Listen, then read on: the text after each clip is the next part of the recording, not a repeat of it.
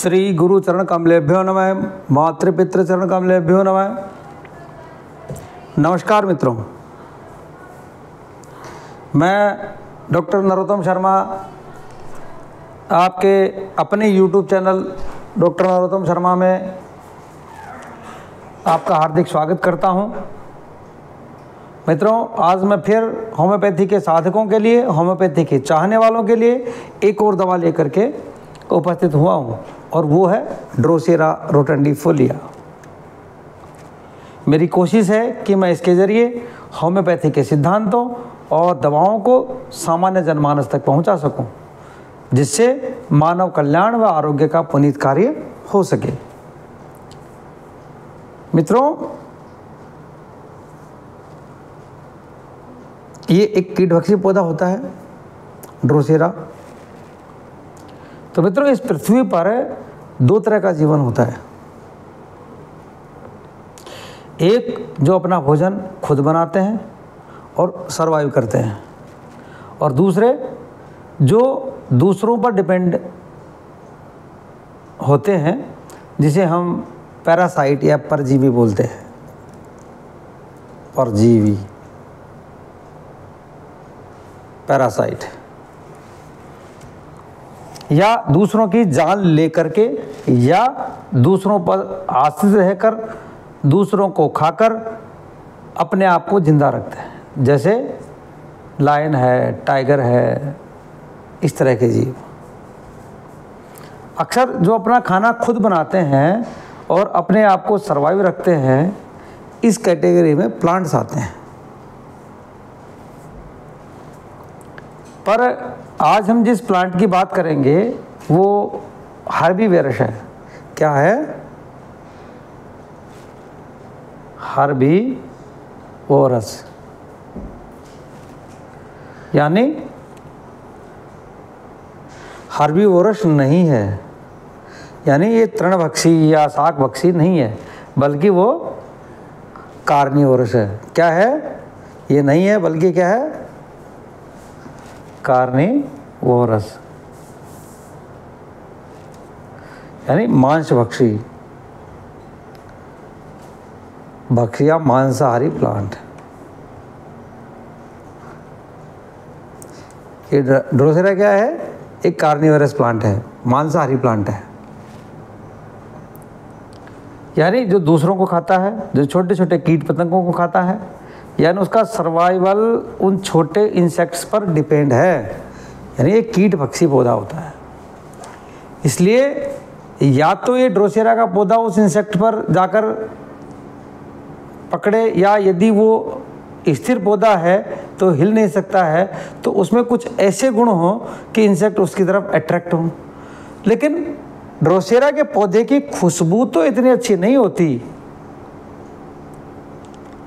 कि इंसेक्ट उसकी तरफ आकर्षित हो, लेकिन ड्रोसेरा के पौधे की जो बनावट है वो इतनी खूबसूरत दिखता है कि जो इंसेक्ट्स होते हैं वो उसकी तरफ अट्रैक्ट होते हैं, उस पर बैठते हैं और वो उस पर चिपक जाते हैं।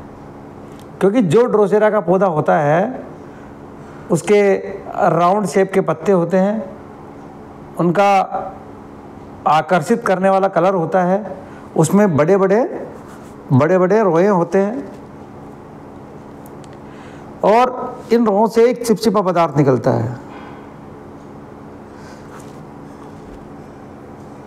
जो कोरोसिव होता है, कोरोसिव नेचर का होता है। तो जैसे ही कीट पतंग उस पर बैठते हैं तो वो चिपचिपा पदार्थ उन पर चिपक जाता है और वो कीट वहाँ से उड़ नहीं पाते, और वो कीट क्या होता है, वहाँ से उड़ नहीं पाता। धीरे धीरे ड्रोसेरा की पौधे की जो पत्तियां हैं वो मुड़ करके कीट को अंदर दबा लेती हैं। यहाँ कीट आया और वो ऐसे ऐसे करके इसको अंदर दबा लेती है, और इस तरह से वो इंसेक्ट को खाता है। पुराने समय में जो भेड़ बकरी चराने वाले चरवाहे होते थे, वैसे आज भी होते हैं, उनकी एक दो भेड़ों ने ड्रोसेरा के प्लांट को खा लिया। छोटे छोटे बहुत आकर्षक प्लांट होते हैं ड्रोसेरा के। जिन भेड़ों ने ड्रोसेरा प्लांट को खाया तो वो भेड़ बीमार हो गई और उन्हें फिर रेस्पिरेटरी इन्फेक्शन हुआ और वो भेड़ मर गई। इस प्रकार 2-4 भेड़ मरने के बाद चरवाहे को समझ में आया कि ड्रोसेरा के पौधों को खाने के बाद ये भेड़ें मरी हैं। फिर कुछ साइंटिस्ट ने इसे लैब में ले जाकर टेस्ट किया और इस पर रिसर्च होना शुरू हुआ। होम्योपैथी में भी इसका रिसर्च हुआ। तो डॉक्टर क्यूरिंग थे, क्या थे? Doctor curing.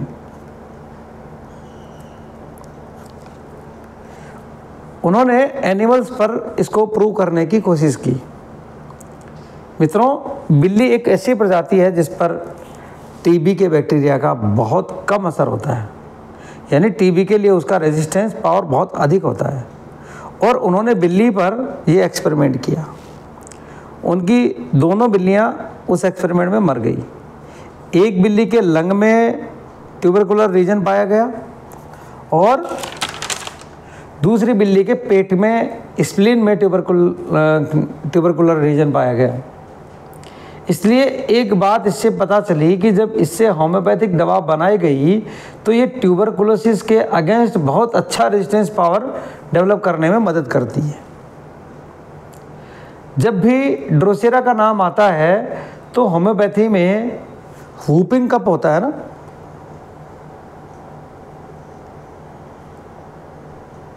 वूपिंग कफ, इसको हम काली खांसी बोलें, काली खांसी या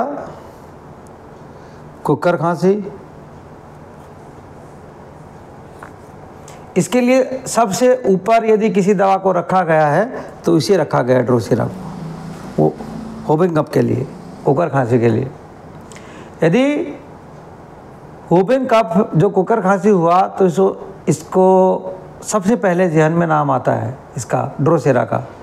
लेकिन इस तरह से सोचना किसी भी होम्योपैथिक दवा को लिमिटेड कर देना होता है, सीमित कर देने के बराबर है। मित्रों, इसमें कोई शक नहीं है कि ड्रोसेरा वूपिंग कफ के लिए बहुत अच्छी दवा है। लैरिंजाइटिस यानी स्वर यंत्र के शोथ में, वॉइस बॉक्स में सूजन या जलन में, इसकी भी ये बहुत अच्छी दवा है।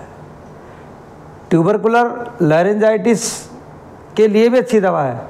लेकिन हर दवा को अगर आप एक सीमित दायरे में रखेंगे तो ऐसा होम्योपैथी आपको नहीं सिखाती है। ड्रोसेरा का जो पेशेंट होता है वो बहुत शक्की होता है। कितना भी करीबी दोस्त हो उसका, वो उस पर शक करता है। अब किस तरह का शक किस तरह का?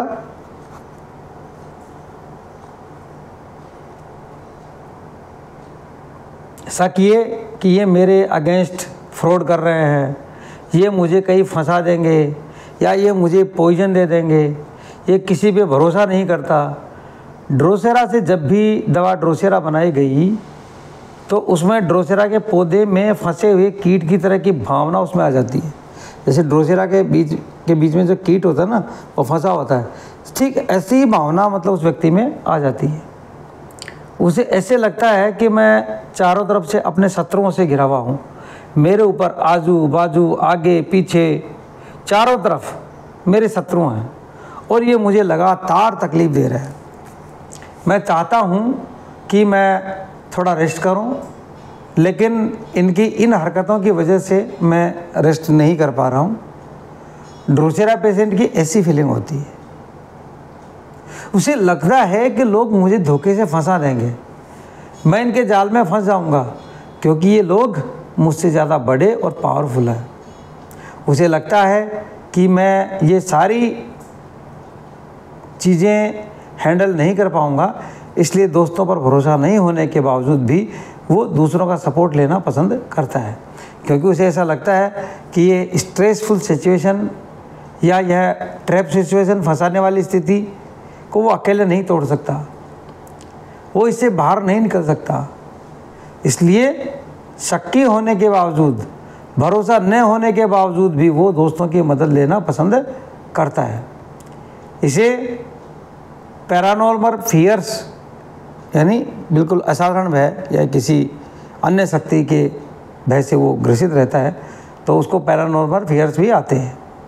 और मित्रों, ये पैरानॉर्मल फियर्स हैं,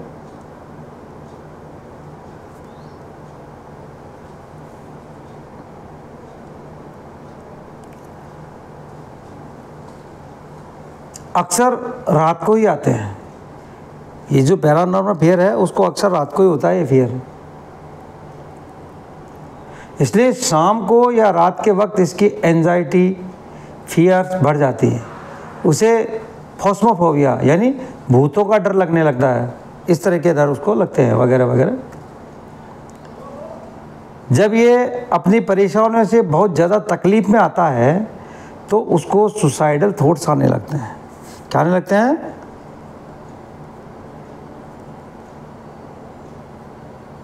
सुसाइडल थॉट्स। और ये आत्महत्या के विचार कैसे आते हैं? आत्महत्या के विचार पानी में डूबकर मर जाने वाले। किस तरह से सुसाइड करें? पानी में डूबकर मर जाने वाले, ऐसे थॉट्स आते हैं। इसलिए पहला डर है, भरोसा नहीं करता लेकिन ये अकेले भी नहीं रह पाता, इसे सपोर्ट चाहिए। दूसरा डर है ट्रैप्ड हो जाने की फीलिंग, कि उसे धोखे से फंसा देंगे ये लोग मुझे जहर दे देंगे।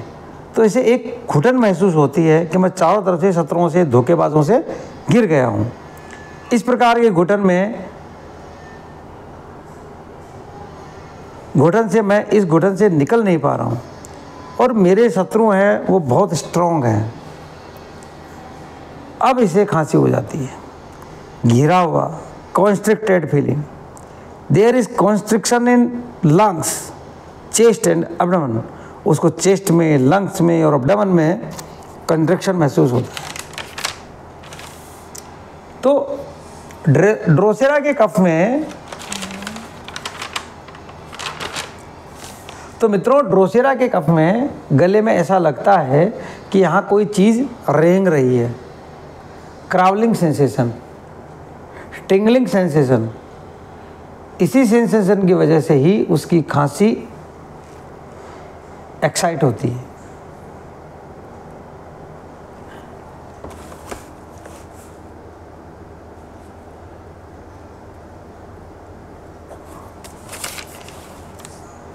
खांसी उसकी बढ़ती है, कौन सी वजह? टिंगलिंग सेंसेशन की वजह से। क्राउलिंग सेंसेशन जो होता है उसके गले में ऐसा लगता है कोई चीज़ रेंग रही है, उसकी वजह से इसकी खांसी बढ़ती है। ऐसे लगता है कि इसकी खांसी बहुत अंदर से हो रही है, डीप इन द चेस्ट। और ये पैरोक्सिज्म, ये आवेग या खांसी का आवेग ऐसे आता है, पहले खौं खौं खौं खौं करके, फिर सांस लेता है, फिर खौं खौं खौं खौं, मतलब इस तरह से ये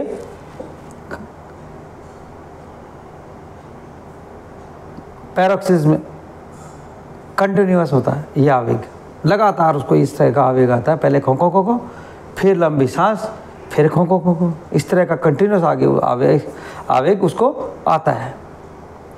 मरीज बेचारा सांस भी नहीं ले पाता, एकदम घुटन महसूस होती है, जैसे चारों तरफ से शत्रुओं से घिरा हुआ हो, इस तरह की घुटन। ये निश्चित रूप से कफ से बाहर निकलना चाहता है, खांसी से बाहर निकलना चाहता है। यानी खांसी है वो इतनी वोलेंट होती है कि पेशेंट अपना सिर भी पकड़ लेता है, क्योंकि खांसते समय सिर भी बहुत दुखता है, चेस्ट भी दुखती है।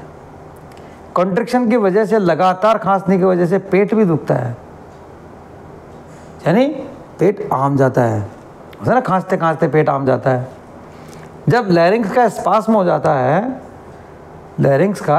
जाता है, तो इसे चोकिंग फीलिंग होती है गले में, चेहरा लाल नीला पड़ने लगता है।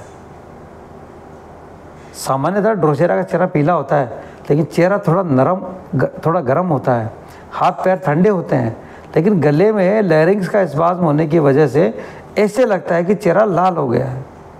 इसलिए कॉन्ट्रैक्शन के साथ साथ इसमें स्पास्म भी, चेस्ट में स्पास्म भी है, तो ये सांस नहीं ले पाता है, घुटन होती है। हम बात कर रहे थे कि खांसी जब तेज होती है तो सिर पकड़ता है, चेस्ट पकड़ता है। कभी कभी खांसी इतनी तेज होती है कि जो बलगम होता है, स्पुटम होता है, उसमें खून आने लगता है। कभी कभी खांसते खांसते नाक से ब्लड निकल जाता है, कभी कभी आँख से ब्लड निकल आता है। इसका कफ इतना एग्रेसिव और वायलेंट होता है ड्रोसेरा में गले का लैरिंग्स वाला हिस्सा जो होता है वो प्रभावित होता है। यहाँ पर रोनेस सी लगती है। इसकी सुबह की खांसी में बलगम निकलता है, लेकिन सुबह की खांसी के समय उसे उल्टी हो जाती है खांसते खांसते, क्योंकि इसका बलगम जो निकलता है उसका टेस्ट जो होता है वो बहुत ही कड़वा टेस्ट होता है और उसमें बहुत बुरी गंध होती है। उस टेस्ट व गंध की वजह से उसे नोजिया होता है, वोमिटिंग हो जाती है। फिर दिन भर वो ठीक रहता है, फिर शाम को जैसे ही वह बिस्तर पर जाता है तो उसकी खांसी बढ़ जाती है, या तो वो फिर किसी तरह से बेचारा सोया है तो रात में 2 बजे अर्थात आधी रात को वो उठेगा, फिर खौं खौं खौं खौं करके खांसेगा, फिर सोएगा। और चूँकि ये दवा लैरिंग्स पर ज़्यादा असर करती है तो उसके थाइसिकल लैरिंजाइटिस या एक्यूट लैरिंजाइटिस यानी जो तीव्र स्वरयंत्र शोथ होता है,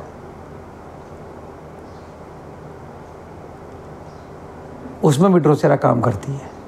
मित्रों, ये थाइसिकल लैरिंजाइटिस या एक्यूट लैरिंजाइटिस जो होता है वो एक ऐसी स्थिति है जिसमें जो वॉइस बॉक्स है, स्वर यंत्र है, उसमें सूजन हो जाती है और लालिमा होती है, जिससे आवाज़ में कर्कशपन, गले में खराश और बोलने में कठिनाई होती है। तो मित्रों, ड्यू टू लैरिंजाइटिस उसे बात करने के लिए बहुत एफर्ट कर लगाना पड़ता है। इस प्रकार की खांसी होती है ड्रोसेरा की। तो स्पास्मोडिक, कॉन्ट्रिक्शन, सफोकेशन और पैरोक्सिज्म, ये सारी चीज़ें ड्रोसेरा में होती हैं। मित्रों, जब भी ऐसा केस कभी आपके पास आए और ड्रोसेरा का, तो केवल 30 पावर की, 30 पोटेंसी की केवल एक डोज उसे दीजिए, उसे रिपीट मत कीजिए।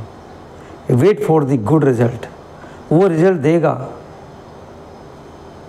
इंतज़ार कीजिए। मित्रों, अब मोस्टली क्या होता है कि हम ड्रोसेरा को यहीं तक लिमिटेड मान लेते हैं, लेकिन ड्रोसेरा टीबी के अगेंस्ट बहुत अच्छा है। किसके अगेंस्ट? ट्यूबरक्लोसिस के अगेंस्ट।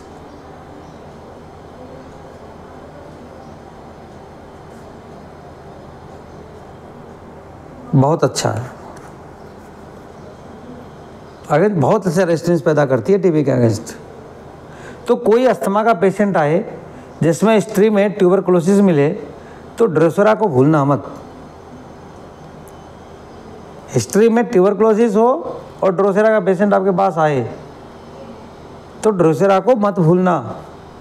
या कोई बोन पेन या जॉइंट पेन का पेशेंट है तो उसको ये सफोकेशन या सराउंडेड बाय एनिमी या सफोकेशन वाली फीलिंग हो तो ड्रोसेरा को ज़रूर याद रखिएगा मित्रों। लेकिन फैमिली में टीबी की हिस्ट्री होनी चाहिए। अब ड्रोसेरा मित्रों स्कार को गलाने में भी बहुत मदद करती है। अक्सर लोग साइलीसिया या ग्रेफाइटिस को ही स्कार डिसॉल्व करने में भूमिका मानते हैं। हाँ, ये सही है कि ये दोनों दवाइयाँ स्कार को गलाने में बहुत इम्पोर्टेंट है, but Drosera is also very nice medicine for that. ये स्कार गलाने में, स्कार को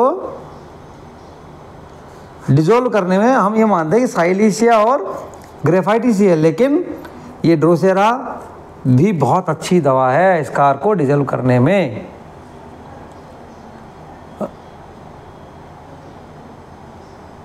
जो लॉन्ग बोन पेन है, जो लंबी बोन्स हैं, उनके पेन के लिए भी ये ड्रोसेरा मोस्टली इवनिंग में या रात को ही इसकी तकलीफ़ें बढ़ जाती हैं।